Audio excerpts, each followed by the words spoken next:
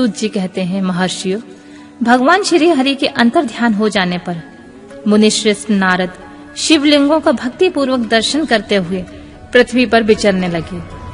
ब्राह्मणों, भूमंडल पर घूम फिरकर उन्होंने भोग और मोक्ष देने वाले बहुत से शिवलिंगों का प्रेम पूर्वक दर्शन किया। दिव्यदर्शी नारद जी भूतल के तीर्थों में विचर रहे हैं। इस समय उनका चित्त शुद्ध है। यह जानकर वे दोनों शिवगण उनके पास गए और वे उनके दिए हुए शाप से उद्धार होने की इच्छा रखकर वहां गए थे। उन्होंने आदर पूर्वक मुनि के दोनों पैर पकड़ लिए और मस्तक झुकाकर भली भांति प्रणाम करके शीघ्र इस प्रकार कहा, ब्राह्मण, हम दोनों शिव के गण हैं। मुने, हमने ही आपका अपराध किया है। राजकुमारी श्रीमती के स्वयंवर में आपका चित्त माया से मोहित हो रहा था। उस समय परमेश्वर की प्रेरणा से आपने हम दोनों को श्राप दे दिया। वहां कुछ समय जानकर हमने चुप रह जाना ही अपना जीवन रक्षा का उपाय समझा।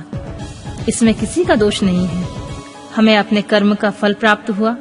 प्रभु, आप प्रसन्न हो जाइए और हम दोनों पर अनुग्रह कीजिए। नारद जी ने कहा, आप दोनों महादेव जी के गण हैं और सत्पुरुषों के लिए परम सम्मानीय हैं। अतः मेरे मोह रहित तथा सुखदायक यथार्थ वचनों को सुनिए।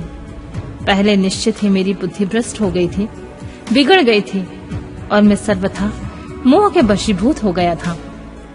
इसलिए आप दोनों को मैंने श्राप दे दिया था। शिवगणों, मैंने जो कुछ कहा है वह वैसा ही होगा। तथापि मेरी बात सुनिए। मैं आपके लिए शापोद्धार की बात बता रहा हूँ। आप लोग आज मेरे अपराध को क्षमा कर दें।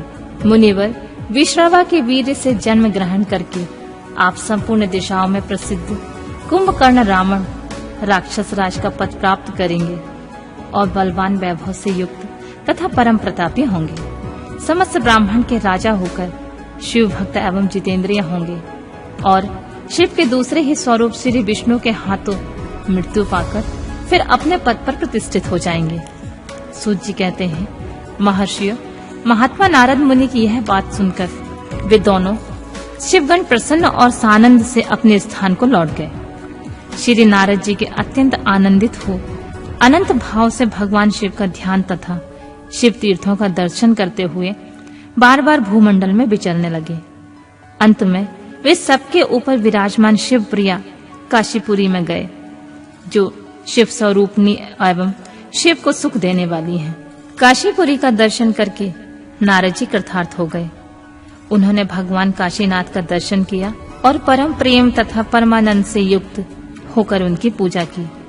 काशी का सानंद सेवन करके वे मुनि श्रेष्ठ कृतार्था का अनुभव करने लगे और प्रेम से बिहल होकर उनका नमन वर्णन तथा स्मरण करते हुए ब्रह्मलोक को गए। निरंतर शिव का स्मरण करने से उनकी बुद्धि शुद्ध हो गई। वहां पहुंचकर शिव तत्व का विशेष रूप से ज्ञान प्राप्त करने की इच्छा से नारद जी ने ब्रह्मा जी को भक्ति पूर्वक नमस्कार किया और नाना प्रकार के स्तोत्रों द्वारा उनकी स्तुति करके उनसे शिव तत्व के विषय में पूछा। उस समय नारद जी का हृदय भगवान शंकर के प्रति भक्ति भावना से परिपूर्ण था। नारद जी बोले, ब्राह्मण, पर ब्रह्म परमात्मा के स्वरूप को जानने वाले पितामह जगत प्रभु, आपके कृपा प्रसाद से मैंने भगवान विष्णु के उत्तम महात्म का पूर्णतः ज्ञान प्राप्त किया। भक्ति मार्ग, ज्ञान मार्ग, अत्यंत दुस्तर तपो मार्ग, दान मार्ग तथा तीर्थ मार्ग का भी वर्णन सुना, परंतु शिव तत्व का ज्ञान मुझे अभी तक नहीं हुआ है। मैं भगवान शंकर की पूजा विधि को भी नहीं जानता हूँ।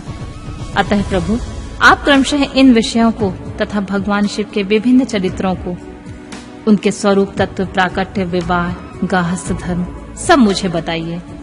निष्पाप पितामह, ये सब बातें तथा और भी जो आवश्यक बातें हों, उन सब का आपको वर्णन करना चाहिए।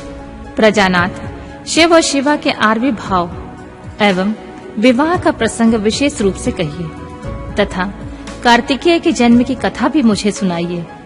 प्रभु, पहले बहुत से लोगों से मैंने ये कथा सुनी, परंतु तृप्त नहीं हो सका, इसलिए आपकी शरण में आया हूँ। आप मुझ पर कृपा कीजिए। अपने पुत्र नारद की यह बात सुनकर लोक पितामह ब्रह्मा वहां से इस प्रकार बोले,